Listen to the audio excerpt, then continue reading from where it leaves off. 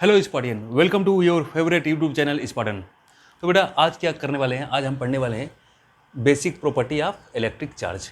ठीक है 1.5। तो इस लेक्चर में हम लोग यही पढ़ेंगे basic property of electric charge. ठीक है, चलिए देखते हैं हम लोग।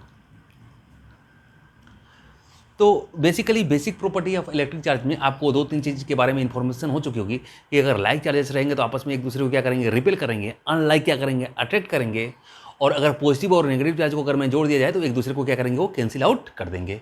ठीक है, और ये सब चीज़ें जो हैं ये ऊपर में आपके लिखी जा चुकी हैं basic property of electric charge में 1.5 में। ये ऊपर की 3-4 लाइनें अभी मैंने बोली है बस वही। तो ठीक है, तो उनको भी लिख लेना स्टार्टिंग में आप कि लाइक चार्जेस क्या करेंगे, रिपेल करेंगे, अनलाइक चार्जेस क्या करेंगे, अटेट करेंगे, और पॉजिटिव और नेगेटिव क्या करेंगे, एक दूसरे को कैंसिल आउट कर लेंगे। ये खुद लिख लेना। अभी हम लोग फोकस करने वाले हैं इसमें additivity of charge, conservation of charge और क्वांटाइजेशन ऑफ चार्ज। सबसे पहले बात करते हैं हम लोग एडिटिविटी ऑफ चार्ज। तो ये क्या बताता है, ये हमारा ये बताता है बेटा, अगर मान लो कोई अगर एक बॉडी है, कोई एक क्या है आपकी एक बॉडी है। ठीक है, अच्छा पहले एक चीज बताओ, एडिटिविटी मतलब एडिशन करने के, कुल मिला कुछ एडिशन करने के लिए बोल रहा है। तो एडिशन कब करेंगे हम लोग, तो एडिशन करके आखिर हमको मिलता क्या है। तो एडिशन करने के बाद हमको क्या मिलता है, अगर बात की जाए तो एडिशन करने के बाद हमको टोटल की वैल्यू मिलती है, टोटल की कितना है। ठीक है ना, अगर मानो मेरे पास एक मार्कर है और ये मार्कर है, अगर मैं दोनों को ऐड कर दूं तो क्या बताएगा, टोटल मार्कर कितने हैं ये बताएगा ना। तो एडिशन कभी भी आपको टोटल का रिजल्ट देता है। तो यहाँ पे मतलब किस चीज़ की टोटल के बारे में बात कर रहा है, तो ये बात कर रहा है कि अगर मान लीजिए ये मेरे पास एक अगर कोई बॉडी है। ठीक है बेटा, अगर आपके पास मान लो कोई एक बॉडी है और इस बॉडी के ऊपर कोई चार्ज है। ठीक है ना, यहाँ पे मान लो एक 5 कूलम चार्ज है, यहाँ पे आपका 10 कूलम चार्ज है, और यहाँ पे मान लो आपका -4 कूलम चार्ज है। ठीक है, तो अगर कोई मुझसे पूछे कि बताओ इस बॉडी पे कितना चार्ज होगा। ठीक है ना, अगर कोई आपसे पूछे कि बताओ इस बॉडी पे कितना चार्ज होगा, तो सिंपल सी बात है कि आप क्या करना, इस चार्ज को इसका एडिशन करोगे ना, इसका चार्ज का क्या करोगे, सिंपल सी बात है एडिशन करोगे। और जब चार्ज का आप एडिशन करने जाओगे तो आपके पास दो पॉसिबिलिटी आएगी एडिशन के लिए, एक वेक्टर एडिशन और क्या, एक एल्जेब्रिक एडिशन। क्योंकि फिजिक्स में दो टाइप के एडिशन होते हैं, एक वेक्टर भी और एक एल्जेब्रिक भी। तो कौन सा आप करोगे, तो सिंपल सी बात है यार, ये तो हमारे पास बेसिक नॉलेज है, एल्जेब्रिक एडिशन। क्यों, क्योंकि चार्ज क्या होता है, चार्ज एक स्केलर क्वांटिटी होती है, चार्ज एक स्केलर क्वांटिटी होती है। तो इनका क्या करने वाले हैं हम लोग, एल्जेब्रिक एडिशन करने वाले हैं। आप करोगे ना एल्जेब्रिक एडिशन, तो यहाँ पे आप क्यों क्या लिखोगे, टोटल चार्ज क्या लिखोगे, 5 + 10 + -4, यानी कुल मिला के 15 - 4 यानी क्या, 11 कूलम। आपका आंसर क्या जाएगा, आपका आंसर आ जाएगा 11 कूलम आ जाएगा आंसर। ठीक है, तो ये करके आप निकाल दोगे, बता दोगे इस पे टोटल चार्ज कितना है। बस इसी चीज़ को आपको बस अंग्रेजी में 2 लाइन लिखो और ये आपका एडिटिविटी ऑफ चार्ज क्या होता है, कंप्लीट हो जाता है। ठीक है ना, द नेट चार्ज अभी आपने निकाला था, the net charge on a body is equal to algebraic sum, algebraic sum निकाला था ना, algebraic sum of all the charges located anywhere on the body. मान लो एक यहाँ पे लोकेट था, एक यहाँ पे लोकेट था और एक यहाँ पे लोकेट था, तो सबका हमने क्या कर दिया, एल्जेब्रिक सम कर दिया। यानी क्या कर दिया, एडिटिविटी ऑफ चार्ज क्या बोलता है, the net charge on a body will be equal to algebraic sum of all the charges located anywhere on the body. ठीक है, तो यहाँ पे देख लो, एक Q1 चार्ज है, एक Q2 चार्ज है और एक क्या है -Q3 चार्ज है। एक कोई बॉडी है और इस पर 3 जगह चार्ज लोकेटेड है, Q1 Q2 और Q3। तो इस पर टोटल चार्ज कितना होगा, Q इक्वल टू क्या होगा, Q1 + Q2 + -Q3। ठीक है ना, ये नेगेटिव है तो -Q3, एल्जेब्रिक एडिशन होने वाला है तो विद साइन के साथ आएगा ये, तो -Q3 हो जाएगा जी। ठीक है, आई थिंक ये पहला वाला टॉपिक तो आप का क्लियर हो चुका होगा। और पहला वाला टॉपिक क्लियर क्या हो चुका होगा कि आप खुद ही पहले से इसको जानते होंगे। ठीक है ना, कि अगर एडिशन करना है तो कैसा करेंगे, स्केलर क्वांटिटी है तो स्केलर क्वांटिटी हो तो एल्जेब्रिक एडिशन होगा बस, और एल्जेब्रिक एडिशन करके क्या होगा, टोटल निकल जाएगा, टोटल चार्ज। तो चलो ये क्लियर हो गया। अब सेकंड पे आते हैं, कंजर्वेशन ऑफ चार्ज। ठीक है ना, कंजर्वेशन ऑफ चार्ज। तो कंजर्वेशन ऑफ चार्ज, कंजर्व का मतलब एक चीज बस इतना समझो, जो वैल्यू हमने एक बार फिक्स कर दी ना, जैसे जो नंबर एक बार अलॉट कर दिया वो नंबर हमेशा बना रहेगा। ठीक है, थोड़ा सा अभी देखते हैं हम लोग इसको, चलो। लेकिन इसमें कंजर्वेशन पढ़ने के पहले हमको एक चीज जानना पड़ेगा, आइसोलेटेड सिस्टम। यहाँ पे लिखा है ना, द नेट चार्ज ब्रैकेट में sum of positive and negative charges of an isolated system is constant. बस इतना ही है कंजर्वेशन ऑफ चार्ज, इससे ज़्यादा कुछ नहीं है। तो पहले हम लोग देखेंगे बेटा आइसोलेटेड सिस्टम क्या होता है। जैसे मान लो ये आपके पास बोतल है, ठीक है ना, अब बोतल है, अब जिस चीज़ के बारे में आप स्टडी करते हो ना, वो क्या होता है, फिजिक्स के लैंग्वेज में, थर्मोडायनेमिक में उसको हम लोग क्या बोलते हैं, सिस्टम बोलते हैं। तो अभी क्या है, ये बोतल आपका सिस्टम हो गया, ठीक है ना। अब ये बोतल सिस्टम हो गया, तो इस बोतल से हम लोग क्या कर सकते हैं, इसमें से देखो, इसमें से कुछ पानी अब गिर रहा है, तो पानी गिर रहा है तो इससे मास बाहर जा रहा है, तो इससे मास बाहर जा सकता है। और मान लो अगर पानी बहुत ज़्यादा हीटअप हो तो इसके पास एनर्जी भी है, तो एनर्जी और मास क्या हो रहा है, दोनों बाहर जा रहा है। और बाहर से आप इसमें भी डाल सकते हो पानी, गर्म पानी भी डाल सकते हो, तो एनर्जी भी आएगा और मास भी आएगा। तो यानी ऐसा सिस्टम जिससे एनर्जी और मास बाहर से क्या कर सके, इंटरेक्ट कर सके, ऐसा सिस्टम मेरा कहलाता है क्या, ओपन सिस्टम। क्या कहलाता है मेरा, ओपन सिस्टम, ठीक है। सेकंड चीज़ देखते हैं, अगर मान लो इसको क्लोज कर दिया मैंने, इसको क्लोज कर दिया, ठीक है। अब क्लोज कर दिया, अब क्या, अब मास बाहर जा रहा है क्या, मास बाहर नहीं जा रहा है, पर एनर्जी इसमें आ सकती है क्या बाहर, बिल्कुल एनर्जी इसमें बिल्कुल आ सकती है। अगर इसको मैं धूप में रख दूं, बहुत तेज धूप है, तो क्या देखोगे, इसका पानी क्या हो गया, गर्म हो गया, तो एनर्जी इसके अंदर आ सकती है। एनर्जी क्या हो सकती है, इसके अंदर आ सकती है। और अगर वही पानी गर्म हो गया और रूम अंदर में लेकर रखता हूँ, रूम में रखता हूँ जहाँ पे टेम्परेचर कम है, तो देखोगे कि जो पानी जो गर्म है ना, वो क्या हो गया, धीरे धीरे ठंडा हो गया। तो एनर्जी तो इससे इंटरेक्ट कर सकता है, एनर्जी अंदर जा भी सकता है और एनर्जी बाहर निकल भी सकता है, पर मास बाहर अंदर नहीं हो सकता है। और ऐसे सिस्टम मेरे क्या कहलाएंगे, ऐसे सिस्टम मेरे कहलाएंगे क्लोज सिस्टम। ऐसा सिस्टम मेरे कहलाएंगे क्लोज सिस्टम। और एक ऐसा सिस्टम होता है कि जिससे क्या होता है, जिससे ना एनर्जी बाहर निकले और ना ही मास बाहर निकले, एनर्जी भी बाहर नहीं निकलेगा और मास भी बाहर नहीं निकलेगा। और ऐसे सिस्टम को हम लोग बोलते हैं क्या, आइसोलेटेड सिस्टम। क्या बोलते हैं हम लोग, आइसोलेटेड सिस्टम। और जो आपका यूनिवर्स है ना, जो आपका यूनिवर्स है, यूनिवर्स क्या है, यूनिवर्स आपका एक आइसोलेटेड सिस्टम है। क्योंकि यूनिवर्स के बाहर से ना एनर्जी, यूनिवर्स के बाहर ना एनर्जी जा सकता है और ना ही मास जा सकता है। क्योंकि यूनिवर्स ही क्या है, इस दुनिया क्या है, आखिरी है। यूनिवर्स मतलब क्या, उससे अब बाहर कुछ है नहीं, समझ गए ना। तो यूनिवर्स क्या होगा, यूनिवर्स हमारा एक आइसोलेटेड सिस्टम होगा। तो बात करते हैं, चलो देखो यहां देखो, अब सपोज कर लो, लेट सपोज करो कि पूरे दुनिया में दो एटम है, पूरे दुनिया में दो एटम है, पूरे यूनिवर्स में क्या है, सिर्फ दो एटम है, ठीक है, दो एटम है। एक एटम के पास, एक एटम ए और एक एटम क्या, बी, ठीक है। और हमें पता है कि कोई भी अगर एटम है ना, चलो ठीक है, कोई भी अगर एटम है तो अब मान लो इस एटम के पास, चलो इस एटम के पास 10 प्रोटॉन है और 10 क्या होंगे, इलेक्ट्रॉन है। और इसके पास कितने हैं, इसके पास 7 प्रोटॉन है और 7 प्रोटॉन है तो 7 क्या होंगे, इलेक्ट्रॉन भी होंगे। यानी बेसिकली दोनों क्या होंगे, दोनों क्या होंगे, आपके न्यूट्रल होंगे, दोनों क्या होंगे, न्यूट्रल होंगे। नेट चार्ज इस पे भी जीरो, नेट चार्ज इस पे भी जीरो, नेट चार्ज इस पे भी जीरो और नेट चार्ज इस पे जीरो। अब किसी तरीके से क्या होगा,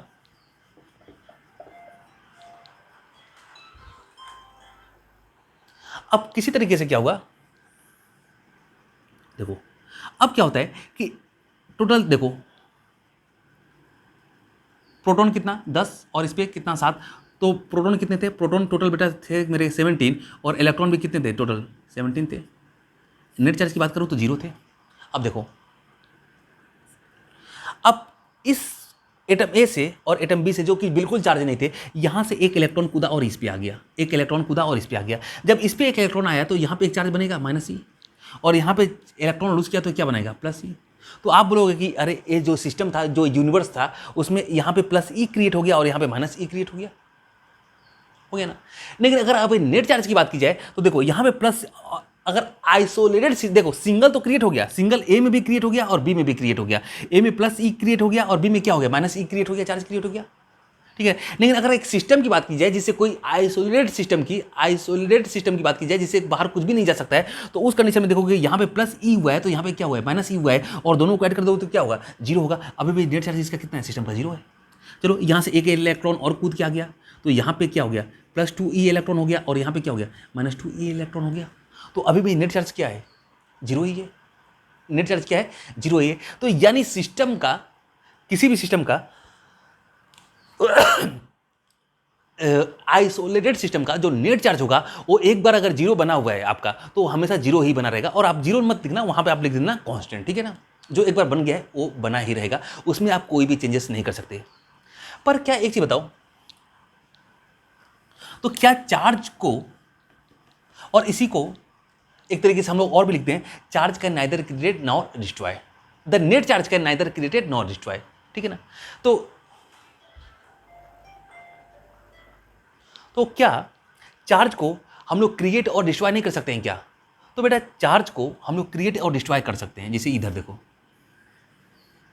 यहां देखो, इसे मान लो पूरे यूनिवर्स में 10 प्रोटॉन है, 10 कितने हैं प्रोटॉन, प्रोटॉन आपके 10 है, तो ये बनाएगा +10 ई चार्ज, और इलेक्ट्रॉन भी कितना होगा 10 ही होगा, तो ये बनेगा -10 ई चार्ज, नेट चार्ज कितना 0। अब एक होता है,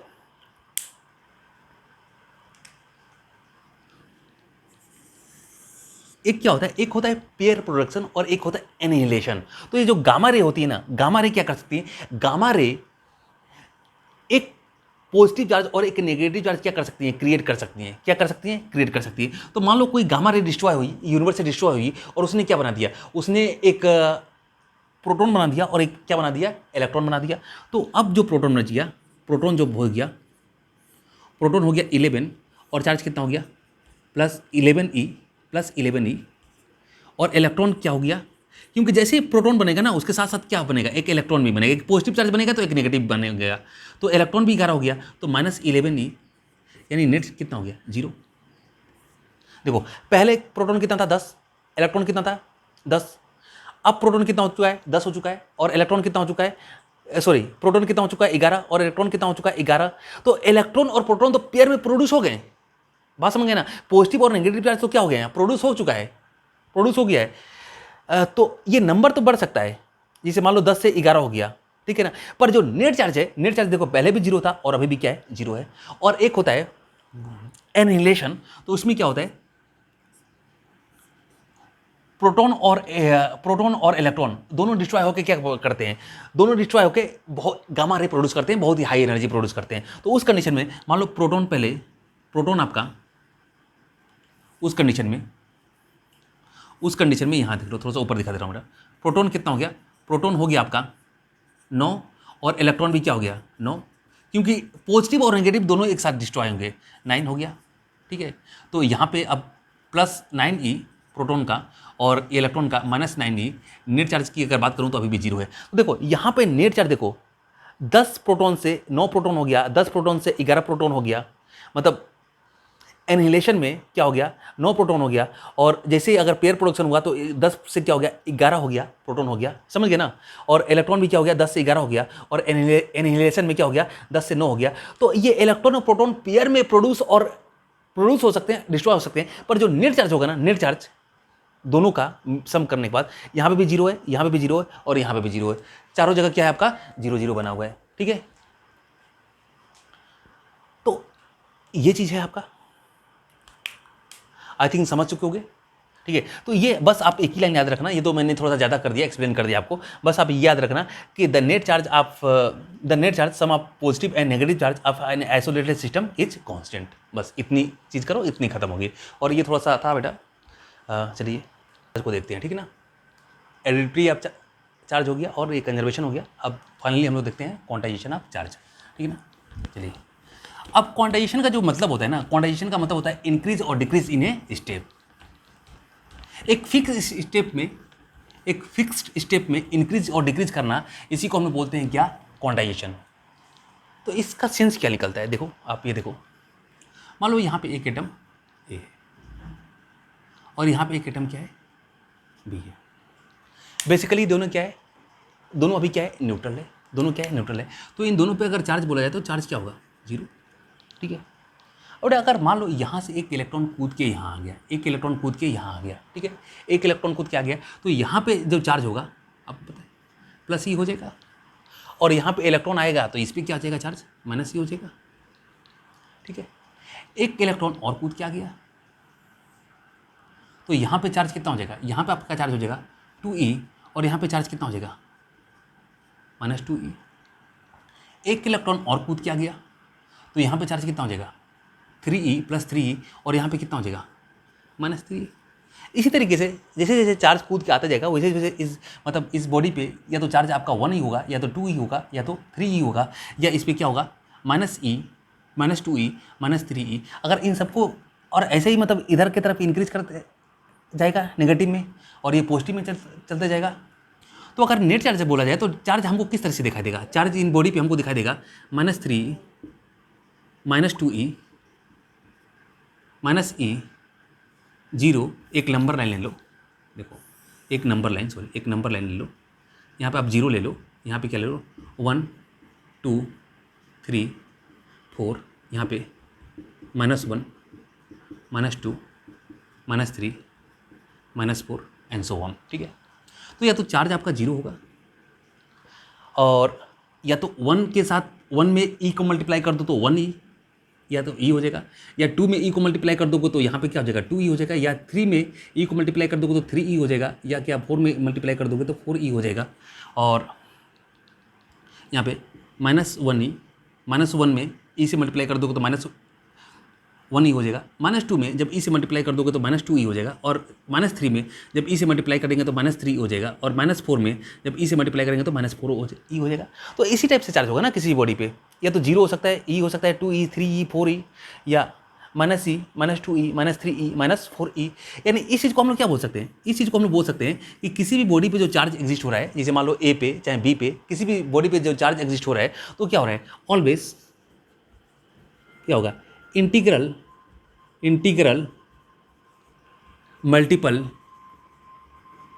मल्टीपल ऑफ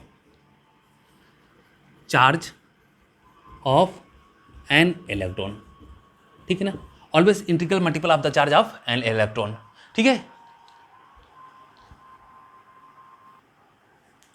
हाँ तो बेटा, तो किसी भी बॉडी पे जब चार्ज होगा तो always integral multiple of charge of an electron होगा, ठीक है।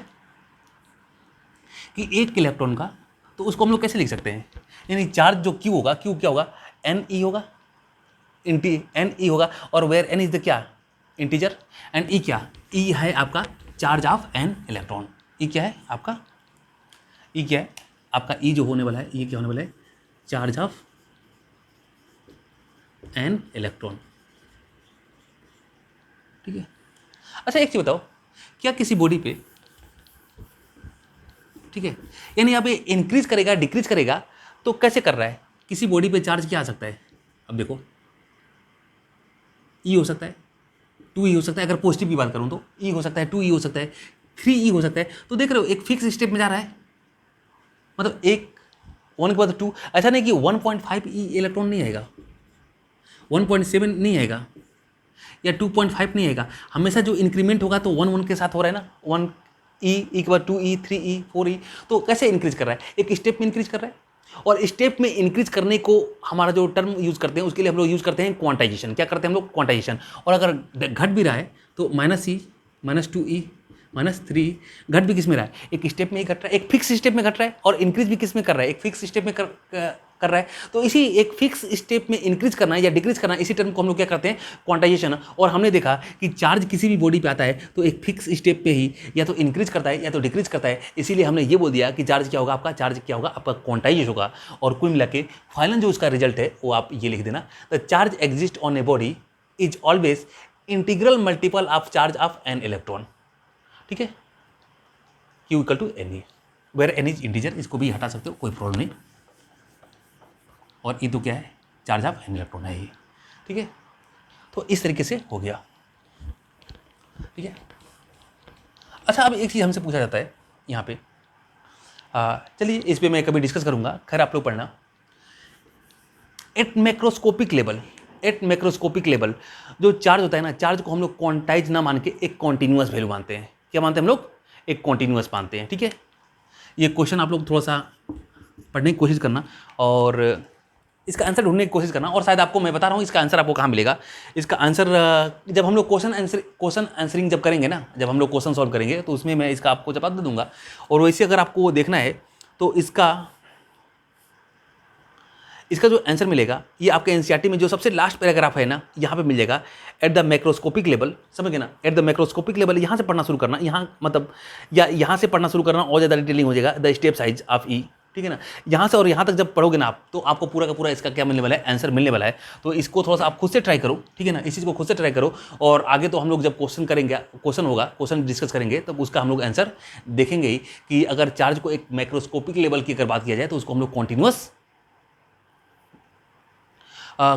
क्यों मानते हैं, क्यों नहीं उसको क्वांटाइज क्यों नहीं मानते हैं, फिर उसको क्यों उसको मानते हैं कि चार्ज क्या कर सकता है, एक कॉन्टिन्यूअस वैल्यू में इंक्रीज करता है और डिक्रीज करता है, ठीक है ना। तो उसका हम लोग आंसर वहाँ पे देख लेंगे। और ठीक है बेटा, तो चलो आप लोग करते रहो, थोड़ा सा पढ़ाई वगैरह करते रहो, अच्छे से करते रहो। और थोड़ा सा जो मेरा मेन फोकसिंग रहता है जिसे पढ़ाने का, तो मेरा जो मेन फोकसिंग होता है ना, ये क्या होता है कि बेटा कि थोड़ा सा मैं एवरेज बच्चे को और वीक बच्चों को लेकर, थोड़ा सा जो बच्चे एवरेज हैं, जो वीक हैं, उनको लेकर थोड़ा सा मैं डिलीवरी देने की कोशिश करता हूँ, ठीक है ना। तो इसमें क्या होता है, कहीं कहीं पे चीज़ें थोड़ी सी एक्सपांसन, थोड़ा एक्सप्लेनेशन थोड़ा सा कुछ ज़्यादा हो जाता होगा। जो शायद जो टॉपर बच्चे हैं उनके लिए थोड़ी सी प्रॉब्लम होती होगी। तो बेटा एक चीज़ बताऊं कि आप लोग अगर टॉपर हो तो आप लोग के पास हज़ारों ऑप्शन खुले हुए हैं। सही बता रहा हूँ। आप स्कूल में भी टीचर आपके ही ऊपर ज़्यादा फोकस करते हैं, ऑनलाइन में भी आपके ही को ही कंसीडर करके लेक्चर ज़्यादा मैक्सिमम मैं देखता हूँ कि लेक्चर डिलीवर किए जाते हैं। और जो जैसे जो एवरेज बच्चे हैं, जो वीक बच्चे हैं, इनके लिए ऑप्शन बहुत ही ज़्यादा कम है, बहुत ही कम ऑप्शन है। तो इसीलिए थोड़ा सा मेरा जो फोकस रहता है कि ये रहता है कि जो एक एवरेज बच्चा है, चाहे जो एक वीक बच्चा है, वो भी क्या करे, बेहतर से बेहतर क्या करे, परफॉर्म करे। और आप लोग अपनी अच्छे तरीके से मेहनत वगैरह करो, ठीक है ना। और ठीक है, कोर्स तो हम लोग का दिसंबर कंप्लीट होते होते जनवरी के पहले ही हम लोग का क्या रहेगा, पूरा का पूरा कोर्स कंप्लीट रहेगा। ठीक है, फिर मिलते हैं अगले क्लास में। तब तक लिए all the best, bye bye.